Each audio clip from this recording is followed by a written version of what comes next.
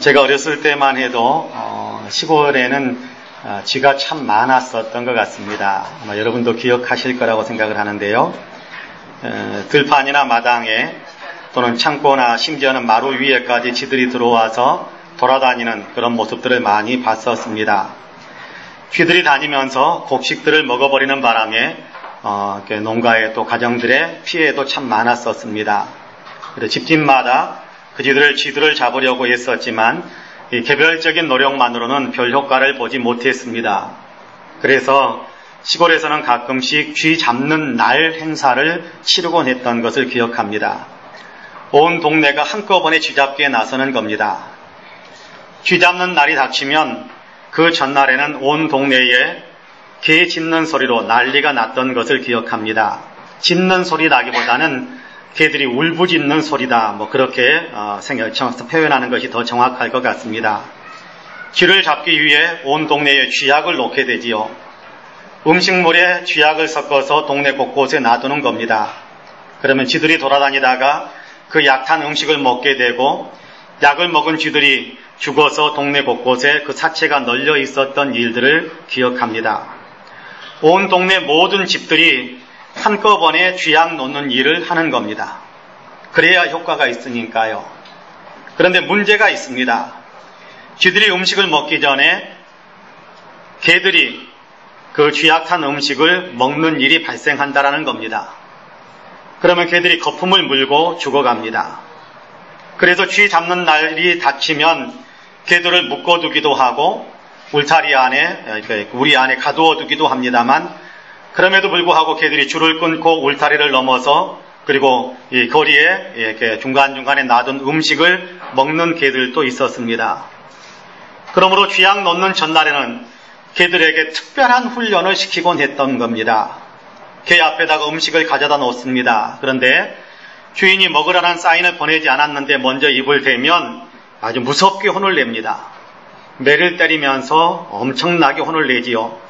그러면 개들은 깽깽거리면서 울부짖고 온 동네가 개 우는 소리로 가득 차게 됩니다. 울부짖고 난리를 쳐도 그래도 교육에 개를 훈련을 시킵니다.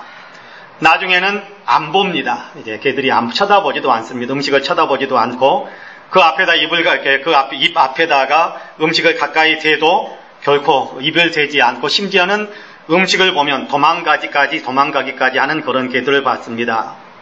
이런 훈련을 통과한 개들은 쥐 잡는 날에 쥐약 섞은 음식을 보더라도 음식의 유혹을 이겨내고 살아남습니다. 그러나 이 훈련의 목적이 이루어지지 않은 개들은 쥐 잡는 날에 음식의 유혹을 이겨내지 못하고 약 섞은 음식을 먹는 바람에 쥐들과 함께 죽는 일이 자주 일어났습니다.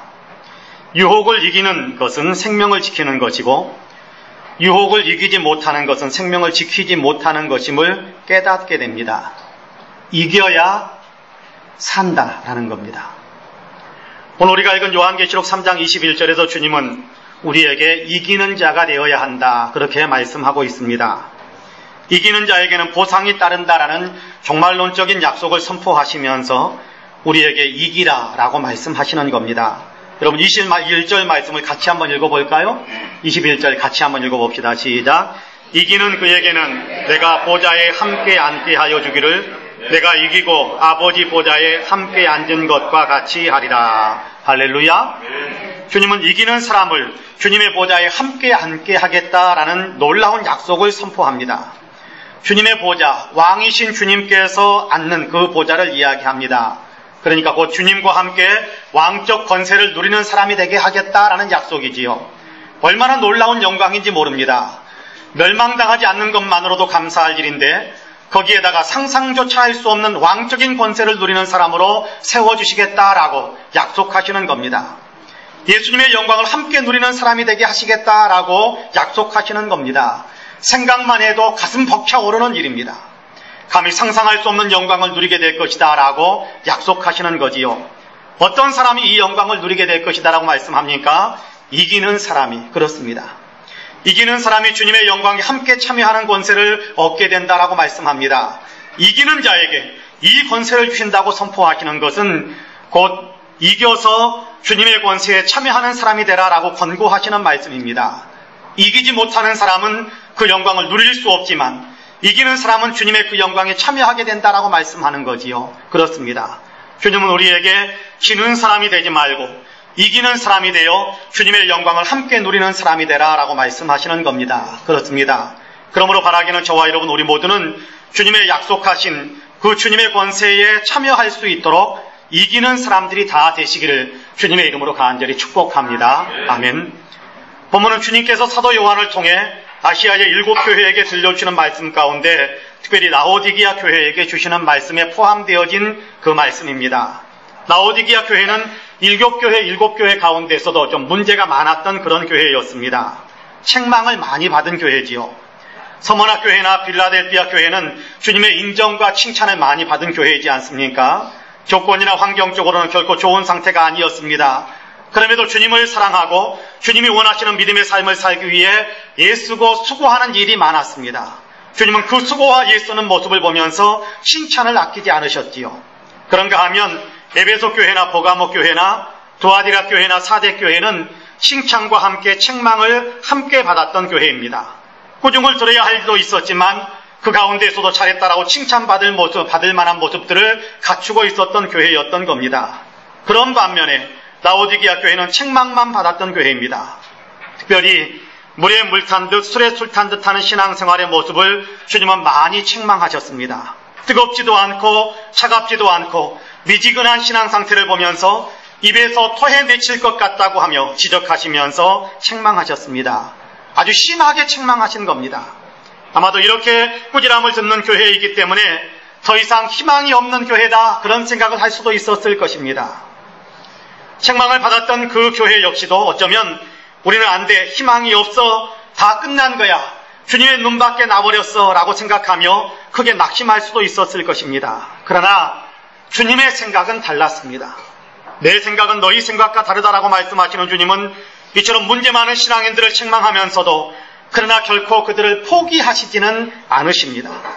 연결된 끈을 끌어버린 채 내팽개치지도 않으셨습니다.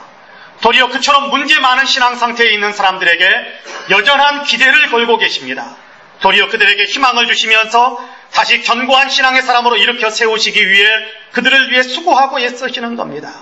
쓰러진 자리에서 일으켜 세우시고 싶어 하시며 패배의 자리에서 승리의 자리로 이끌어주고 싶어 하시는 겁니다. 그래서 하시는 말씀입니다. 이기는 그에게는 내가 보좌에 함께 앉게 하여 줄 것이다. 이겨라, 이길 수 있다. 지금도 늦지 않았다. 지금부터라도 승리의 길을 걸을 수 있어. 그러니까 이겨. 그러면 내 보좌에 함께 앉게 될 거야 라고 권고하시는, 격려하시는 주님이십니다. 우리는 베드로가 주님을 모른다고 3번씩이나 부인했던 사실을 알고 있습니다. 주님도 그 사실을 아십니다. 아니, 베드로가 주님을 모른다고 부인할 때 사실 주님은 베드로를 지켜보고 계셨고 베드로와 주님의 눈기 시선은 서로 마주치기까지 했습니다.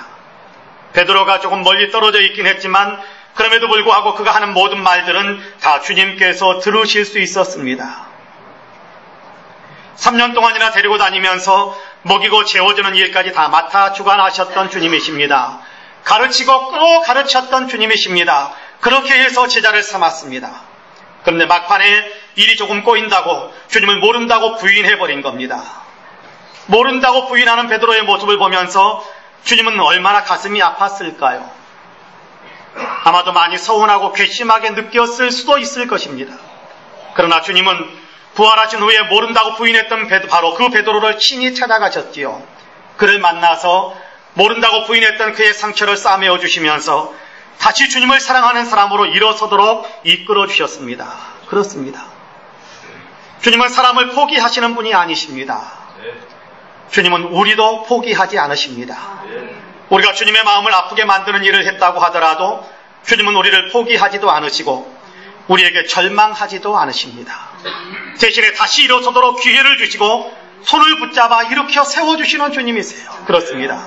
지금까지는 칭찬받을 만한 신앙생활을 하지 못했어도 괜찮습니다. 책망받을 일만 했을지라도 지금 주님은 우리를 포기하지 않으세요. 우리를 버리지 않으세요. 다시 기회를 주시면서 지금부터라도 이기는 신앙의 삶을 걸어가라고 격려하고 계십니다. 이기는 그에게는 내가 보좌에 함께 앉게 해줄 것이다 라고 말씀하지 않습니까? 이길 수 있다. 지금도 늦지 않았어. 지금부터라도 승리의 길을 걸어가면 돼. 그러니까 이기는 사람이 되라. 그러면 내 보좌에 함께 앉을 수 있게 된단다라고 격려하시는 주님의 사랑을 우리의 마음에 받아들일 수 있게 되기를 간절히 원합니다. 그래서 실패했던 과거, 넘어졌던 과거, 아프고 쓰라린 기억으로 가득 찬 과거들에 더 이상 묶여있지 마시고 지금 미래를 열어주시는 주님의 손을 붙잡고 이제부터라도 나는 이기는 삶을 살겠노라고 굳게 결심하시는 저와 여러분 우리 모두가 되시기를 주님의 이름으로 간절히 축복합니다. 아멘. 우리는 모두 이기는 사람이 되고 싶어 합니다. 그렇지 않습니까? 근데 이기는 사람이 되고 싶다고 해서 이기는 사람이 되는 것은 아닌 것 같습니다. 이기고 싶다라는 생각만으로 이기는 사람이 될 수는 없다라는 것입니다. 그러면 이기는 삶을 살기 위해서는 어떻게 해야 되는 것일까요? 어떻게 해야 이기는 삶을 살아갈 수 있게 되는 것일까요? 물론 마음 먹는 것이 중요합니다. 이기는 사람이 되겠다라는 마음을 굳게 먹는 것, 이것이 필요합니다. 이기는 사람이 되겠다라는 굳은 결심마저 하지 않는다고 한다면 이기는 삶을 살아갈 수 없게 될 겁니다. 마음의 결심을 세우는 것이 중요합니다. 그러나 마음만 먹는다고 해서 다 되는 것은 아닙니다. 마음으로 결심을 하고 그리고 이어서 이기는 사람의 길을 구체적으로 걸어가야 합니다. 구체적으로 이기는 사람의 길을 걸어가는 것, 그걸 가르쳐서 훈련이다 그렇게 이야기하지요. 이길 수 있는 삶으로 내 발걸음을 한 걸음 한 걸음 옮겨가는 것, 이걸 가르쳐서 훈련이다 그렇게 이야기합니다. 그렇습니다. 이기기 위해서는 반드시 훈련이 필요합니다. 교훈 고린도전서 9장 24절 이하에서 사도 바울을 통해 우리에게 이런 말씀을 들려줍니다. 운동장에서 다름질하는 자들이 다 달릴지라도 오직 상을 받는 사람은 한 사람인 줄을 너희가 알지 못하느냐. 너희도 상을 받도록 이와 같이 다름질하라. 이기기를 다투는 자마다 모든 일에 절제하나니 그들은 썩을 승리자의 관을 얻고자 하되 우리는 썩지 아니할 것을 얻고자 하노라. 그러므로 나는 다름질하기를 향방 없는 것 같이 아니하고 싸우기를 호공을 치는 것 같이 아니하며 내가 내 몸을 쳐 복종하게 함은 내가 남에게 전파한 후에 자신이 도리어 버림을 당할까 두려워함이라 라고 말씀합니다. 이기는 사람이 상을 받는데 이기기 위해서는 모든 일에 절제하는 것이 필요하다라고 가르쳐 주십니다. 절제하는 것이 필요하다. 육체적인 경기에서도 이런 일들이 필요하답니다. 육체적인 경기에서도 승리하기 위해서는 절제하는 것, 끊어낼 것은 끊어내고 또 죽여야 될 생각은 죽이고 또 일으켜 세워야 할 생각들은 일으켜 세우는 절제하는 그런 훈련이 필요하다라고 이야기합니다. 당시 고린도 지역에는 고대 올림픽의 모태가 되는 그런 운동 경기들이 많이 있었습니다. 대표적인 것이 달리기 시합이었을 겁니다.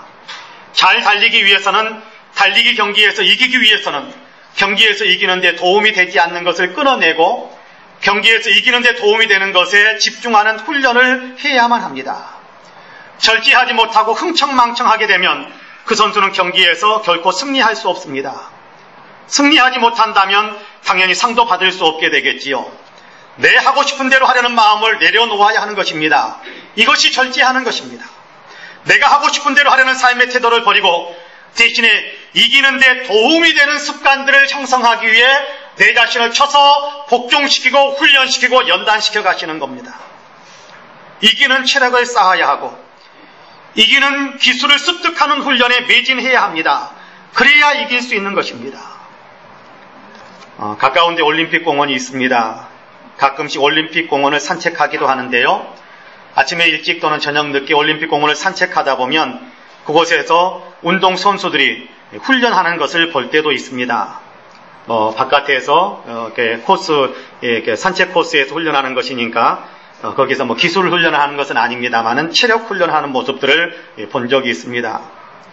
걸어가기에도 힘든 그런 경사진 그런 코스들도 있거든요. 그런데 그 힘든 코스를 선택해서 달리게 합니다. 달리는데도 시간을 체크해서 정해진 시간 안에 들어오라고 다그칩니다. 정해진 시간 안에 들어오지 못하면 다시 하라고 그러고 또 다시 하라고 그러면서 계속해서 그 짧은 시간에 순발력과 그리고 또 체력, 끈기 이런 것들을 이렇게 함양시키는 훈련을 하는 모습들을 보았습니다. 겨울에도 반팔 티셔츠를 입고 땀을 뻘뻘 흘리면서 훈련하는 모습을 봤습니다. 여름에는요 오죽하겠습니까? 숨이 턱턱, 아마 턱에 차오르는 숨이 그냥 턱에까지 찼구나라는 것을 느낄 수 있을 정도로 헉헉거리면서 땀을 흘리면서 그렇게 체력 훈련하는 모습을 봤습니다. 그 선수들 가운데서 많은 이들이 올림픽에 나가 메달을 땄고, 이번에도 그들 가운데 많은 사람들이 선수로 가슴에 태극기를 달고 브라질 리우 올림픽에 참가하게 되었습니다. 그렇습니다. 훈련하는 것입니다. 훈련 없이 승리할 수 있는 체력이나 기술을 연마할 수는 없습니다. 훈련을 통해서만 이기는 데 필요한 체력을 쌓고 기술을 습득할 수 있게 되는 것입니다. 이기기 위해서는 반드시 훈련을 해야만 합니다. 운동 경기에서도 그렇습니다. 영적인 전쟁에서는 더더욱 그렇습니다. 반드시 훈련을 해야만 이길 수 있습니다. 훈련은 육체의 훈련만 있는 것은 아닙니다. 육체의 승리를 위해서는 육체적인 훈련이 필요하듯이 영적인 승리를 위해서는 영적인 훈련이 필요합니다. 영적인 훈련을 가리켜서 영성훈련 또는 경건훈련 이렇게 부르기도 합니다. 신앙생활을 하는 데 있어서는 반드시 이 영적 훈련이 필요합니다. 디모데전서 4장에서 이렇게 말씀하지요. 경건에 이르도록 내 자신을 훈련하라 그렇게 말씀합니다. 경건에 이르도록 내 자신을 훈련하라. 그러면서 육체에 연다는 약간의 유익이 있으나 경건은 범사에 유익하니 금생과 내생에 약속이 있느니라 라고 말씀합니다. 그렇습니다. 영적으로 이기는 사람이 되기 위해서는 반드시 경건훈련, 영적 훈련이 있어야 합니다. 이기는 사람에게는 주님의 보좌에 함께 앉는 영광을 약속하고 있지 않습니까? 그렇습니다. 이기는 사람, 영적 싸움에서 승리하는 사람이 되어야 하는데 그러기 위해서는 반드시 영적 훈련을 해야만 합니다. 영적 훈련을 쌓으면 영적 전쟁에서 승리할 수 있고 그러면 이기는 자가 되어 본문에서 말씀하시는 대로 주님의 보좌에 함께 앉게 되는 영광을 누리게 됩니다. 그러므로 바라기는 저와 여러분 우리 모두는 이기기 위해서 영적 훈련을 쌓아가시기를 주님의 이름으로 간절히 축복합니다. 아멘. 여러분 본문 말씀을 다시 한번 읽어볼까요? 20절, 21절, 22절 우리 21절, 22절 본문 말씀을 다시 한번 같이 읽어봅니다. 이기는 그에게는 내가 내 보좌에 함께 앉게 하여 주기를 내가 이기고 아버지 보좌에 함께 앉은 것과 같이 하리라. 귀 있는 자는 성령이 교회들에게 하시는 말씀을 들을지어다. 할렐루야. 이기는 사람이 되어야 하는데 이김의 모범을 보여주신 분이 계신다라는 사실을 우리에게 가르쳐 줍니다. 내가 이기고 아버지 보좌에 함께 앉은 것과 같이 하리라 라고 말씀하지요. 예수님께서 들려주시는 말씀입니다. 바로 예수님께서 이기셨다라는 사실을 우리에게 가르쳐 주시는 거지요. 예수님께서 이기신 것처럼 우리도 이겨야 한다라는 겁니다. 그러면 예수님께서 이기시고 아버지 보좌에 앉으신 것처럼 우리도 이김으로 예수님의 보좌에 함께 앉게 될 것이다라고 말씀합니다. 예수님께서 이미 이기셨습니다. 세상을 이기신 주님이 우리 안에 계시면 우리도 세상을 이깁니다. 그러므로 이기라고 말씀하시는 본문 바로 앞에서 주님은 그 이기는 삶의 비결을 예수님을 우리의 삶에 모셔드리는 것이다 라고 가르쳐줍니다. 여러분 20절 말씀 같이 한번 읽어볼까요? 20절 같이 읽습니다. 시작. 볼지어다 내가 문 밖에 서서 두드리노니 누구든지 내 음성을 듣고 문을 열면 내가 그에게로 들어가 그와 더불어 먹고 그는 나와 더불어 먹으리라. 할렐루야. 이 말씀은 예수님을 믿지 않는 사람들에게 하시는 말씀이 아닙니다. 이 말씀은 예수님을 믿는 사람들에게 하시는 말씀입니다. 여러분 지금 누구에게 이 편지를 쓰고 있습니까? 1차적인 수신자가 라오디게아 교회잖아요. 교회가 뭡니까? 예수 믿는 사람들의 모임이 교회잖아요. 그러니까 이 말씀은 예수 안 믿는 사람에게 예수 믿어라라고 말씀하시는 것이 아니라 예수 믿는 사람에게 진정으로 너희 안에 예수 그리스도를 모셔드려라라고 요구하시는 것입니다. 이미 믿는 사람들, 이미 믿고 있다고 하는 사람들, 그 사람들에게 너희의 삶에 예수님을 모셔드려야 너희가 이기는 사람이 될 수 있다는 사실을 가르쳐주고 있는 겁니다. 교회에게 예수 믿는 사람들에게 하시는 말씀입니다. 뜨겁지도 않고 차갑지도 않아 주님께서 낯이 내뱉어버릴 수도 있는 위기에 처한 믿음의 사람들에게 하시는 말씀입니다. 어쩌면 우리가 바로 그런 처지에 있는 것은 아닐런지요. 뜨겁지도 않고 차갑지도 않고 미지근한 상태에 있는 것이 우리의 신앙 상태는 아닐런지요. 안 믿는 사람인가 라고 봤더니 교회는 오는데 믿는 사람인가 봤더니 열정은 없고 그것이 어쩌면 우리의 현재 모습이 아닐까 생각을 해봅니다. 우리의 믿음이 뜨겁지도 않고 차갑지도 않아 주님께서 내뱉어버리고 싶다고 말씀하시는 그런 미지근한 상태에 있는 것은 아닐까 생각해 봅니다. 이런 미지근한 사람들, 정말 아무런 변화도 없고 충성도 없고 그냥 믿는 듯 아닌 듯 하면서 살아가는 사람들. 그러나 주님은 이런 라오디게아 사람들을 버리시지 않으십니다. 포기하지 않으세요. 주님은 또다시 그들을 찾아오셔서 문을 두드리시는 겁니다. 이기는 믿음의 사람이 되라고, 이기는 사람이 되라고 문을 두드리시는 것입니다. 이기는 사람이 되어 주님의 영광에 함께 참여하라고 문을 두드리시는 것입니다. 문을 두드리시는 주님께 문을 열고 예수님을 자기 삶에 모셔드리면 이기는 사람이 될 수 있기 때문에 그렇습니다. 주님을 모셔드리면 주님과 함께 살아가게 되면 주님을 더 닮아갈 수 있지 않겠습니까? 주님을 닮아가면 이기는 사람이 되는 거지요. 빌립보서 2장에서 주님은 너희 안에 이 마음을 품으라 곧 그리스도 예수의 마음이니라고 말씀하지 않습니까? 그렇습니다. 우리 안에 예수님을 모셔드리면 예수님의 마음을 품을 수 있게 되고 예수님의 마음을 품을 수 있게 되면 예수님을 닮은 삶을 살아갈 수 있게 됩니다. 예수님처럼 살아가는 것이 이기는 거예요. 예수님처럼 살아가는 것이 이기는 것입니다. 영적 이김이란 내게서 예수님의 모습이 나타나는 것입니다. 예수님처럼 살아가는 것이지요. 예수님처럼 반응하며 예수님을 나타내는 것이 영적으로 이기는 사람입니다. 내가 상대방보다 높아지는 것을 이긴다라고 말하는 것은 아닙니다. 영적인 의미에 있어서는요. 상대방을 깎아내려가지고 끌어내려가지고 짓밟고 올라가는 것, 그것을 영적인 의미에서 이긴다라고 말하는 것은 아닙니다. 내가 더 높아진다, 내가 더 힘이 세다라는 것을 입증하는 것이, 그것이 영적으로 이긴다, 그런 의미는 아닙니다. 영적으로 이긴다라는 것은 내게서 예수 그리스도의 모습이 나타나는 것을 가리키는 것입니다. 주님의 뜻에 내 자신을 순종시키는 것이 이기는 것입니다. 주님 말씀대로 내가 삶을 살아가는 것이 영적으로 이기는 것입니다. 이긴다라는 것은요, 영적인 싸움에서 이긴다는 것은요, 옆에 있는 사람하고 싸우는 것이 아니라 마귀 사탄과 싸우는 것 아닙니까? 세상과 싸우는 것 아닙니까? 그곳에서 우리가 예수님처럼 살아가면 이기는 것이고 우리가 세상처럼 살아가는 사람이 되어버리면 지는 것입니다. 사탄은 우리로 예수님처럼 살지 못하게 하려고 온갖 유혹과 핍박을 가하고 있습니다. 세상은 우리로 예수님처럼 살지 못하게 만들려고 가진 방법과 수단을 동원하고 있습니다. 우리가 만약 이런 유혹과 핍박에 밀려 예수님처럼 살아가지 못한다면, 예수님의 향기를 나타내지 못한다면 우리가 진 겁니다. 그러나 세상이 어떠하든지 다른 사람이 나를 어떻게 대하든지 간에 내가 예수님을 믿는 사람답게 반응하고 예수님의 향기를 나타낸다면 우리는 이긴 겁니다. 예수님을 닮은 사람, 예수님처럼 살아가기에 우리에게 있어야 할 매우 중요한 것은 바로 예수님의 마음이거든요. 예수님의 마음을 담는 거거든요. 너희 안에 이 마음을 품으라 곧 예수 그리스도의 마음이라고 말씀하시는데요. 예수님께서는 마태복음 11장에서 수고하고 무거운 짐진 자들아 다 내게로 오라 내가 너희를 쉬게 하리라 라고 말씀하시면서 나는 마음이 온유하고 겸손하니 내게 배우라 라고 말씀합니다. 예수님의 마음은 온유하고 겸손한 마음입니다. 바로 그 온유하고 겸손한 마음을 배우라 라고 말씀합니다. 온유하고 겸손한 마음을 배우면 우리에게서 예수님의 향기가 흘러나게 됩니다. 예수님을 생각하며 예수님의 마음, 온유하고 겸손한 마음을 품기 위해 우리 자신을 훈련해야 합니다. 즉흥적인 내 마음이 튀어나오게 하는 것이 아니라 그 모든 것들을 온유하고 겸손한 마음으로 다시 한번 점검하고 튀어나와야 할 것은 튀어나와야 되겠지만 그러나 예수님 닮지 않은 것은 튀어나오지 못하도록 제어하고 절제하고 컨트롤해 줄 수 있는 그런 훈련이 우리에게 필요하다 그런 얘기입니다.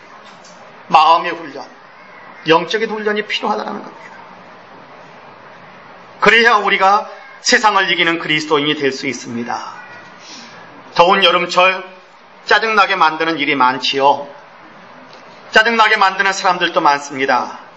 그러나 짜증낼 수 있는 상황에서 우리가 예수님을 생각하고 예수님의 마음을 품으며 겸손하게 온유하게 대해주게 된다면 우리는 그 순간 그리스도의 향기를 풍기는 사람, 주님의 이름으로 승리한 사람이 되는 겁니다. 그러나 나에게 자극을 주니까 이 자극받은 대로 그냥 바로 짜증내고 바로 여러분께 불같이 분노를 터뜨리는 그런 삶을 살아가게 된다면 우리는 그 순간 영적인 전쟁에서 밀린 겁니다. 진 겁니다.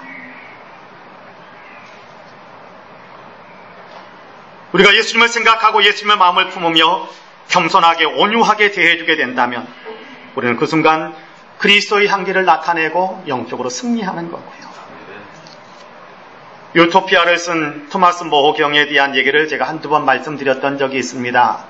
이 시점에서 이분의 이야기를 다시 한번 하는 것이 우리에게 도움이 될 것 같습니다. 그는 정치적인 이유로 헨리 8세의 미움을 받고 박해를 받다가 결국 사형 선고를 받습니다. 왕의 명령을 따라 어쩔 수 없이 사형 선고를 내린 재판장이 마지막으로 피고에게 할 말이 있느냐고 말할 수 있는 기회를 주었습니다.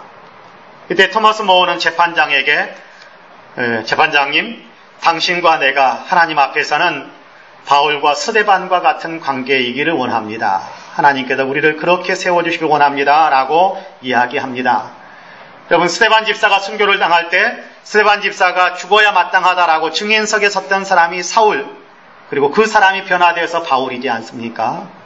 자, 그런데 이 사울이 변화되어져서 바울이 되었고, 그리고 똑같이 주님의 일을 하는 사람이 되었어요. 그러니까 바울과 스데반은 주님 앞에서 만나게 되면 얼마나 아름다운 해우를 하겠습니까? 얼마나 주님 앞에 칭찬받을 수 있는 그런 사람들로 서겠습니까?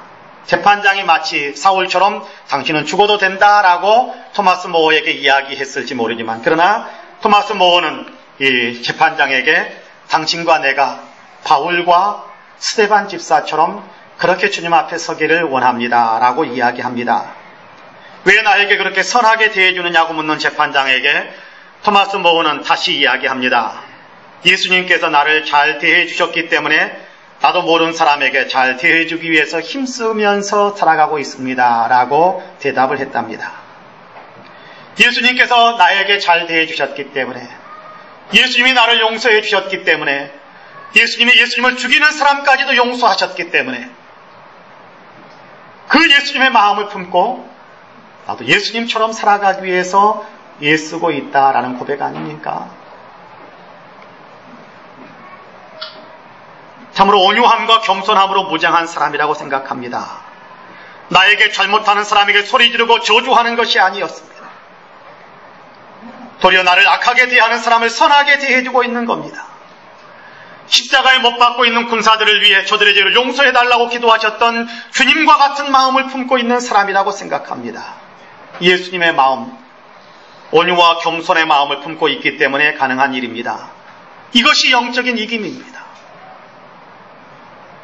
이렇게 이기는 사람에게 주님은 주님의 보좌에 함께 앉게 해주겠다고 약속하고 있습니다. 사랑하는 성도 여러분, 이기시기를 바랍니다. 영적인 싸움에서 이기시기를 바랍니다. 예수님의 마음을 품고 예수님의 향기를 품기며 살아가시기를 바랍니다. 불볕더위, 그렇죠? 세상이 뜨겁습니다. 불쾌지수가 높아가는데 짜증나게 만드는 일들도 많습니다. 그런데 그 모든 순간순간들 속에서 예수님도 나에게 잘 대해주셨는데, 예수님을 짜증나게 만드는 나를 예수님은 그럼에도 불구하고 온유하게 대해주셨는데 라는 사실을 한 번만 더 생각합시다. 그리고 나도 예수님처럼 예수님의 향기를 나타내고 예수님처럼 온유하게 겸손하게 사람들을 대해야겠다라는 마음을 한 번만 더 생각합시다. 그러면 우리도 이기는 사람이 될 수 있습니다. 이것이 이기는 삶이며 이같이 하면 우리도 주님의 보좌 앞에 함께 앉을 수 있게 된다라고 주님은 약속하고 있습니다. 바라기는 저와 여러분 우리 모두가 진실로 주님 닮은 영성을 훈련하셔서 세상을 이겨 주님의 보좌 앞에 주님의 보좌에 함께 앉게 되는 영광을 누리게 되시기를 주님의 이름으로 간절히 축복합니다. 아멘. 기도하겠습니다. 은혜로우신 하나님, 주님을 생각하지 못해 내 하고 싶은 대로 세상에 반응하며 살아갈 때가 얼마나 많았는지 모릅니다. 그러다 보니 유혹에 속절없이 무너지고 하지 않아도 될 이런저런 좋지 못한 반응들과 삶의 모습들을 보였던 적들이 너무 많았습니다. 그러나 이 시간 다시금 우리는 예수님을 믿는 사람이고 예수님의 마음을 닮아가는 사람인 것을 마음속에 새길 수 있게 하심을 감사합니다. 세상 속에서 살아가면서 사탄의 집요한 공격을 받으면서 세상의 유혹을 받으면서 그러나 그 가운데에서도 나는 예수 믿는 사람이다라는 정체의식을 우리가 분명하게 갖게 하시고 이런저런 유혹과 이런저런 좋지 못한 여건과 상황 속에서 박해처럼 핍박처럼 밀려오는 수많은 일들 앞에서도 내가 예수 믿는 사람이기 때문에 예수님처럼 반응하겠다라는 굳은 마음의 결심과 또 그 마음을 지킬 수 있는 우리의 영성을 함양하게 하여 주셔서 우리로 하여금 세상을 이기고 사탄을 이기고 오히려 주님 앞에 승리자로 서서 주님의 영광의 보좌에 함께 앉게 되는 놀라운 영광에 참여하는 사람들이 다 되게 하여 주옵소서. 감사하옵고 예수님의 이름으로 기도하옵나이다. 아멘.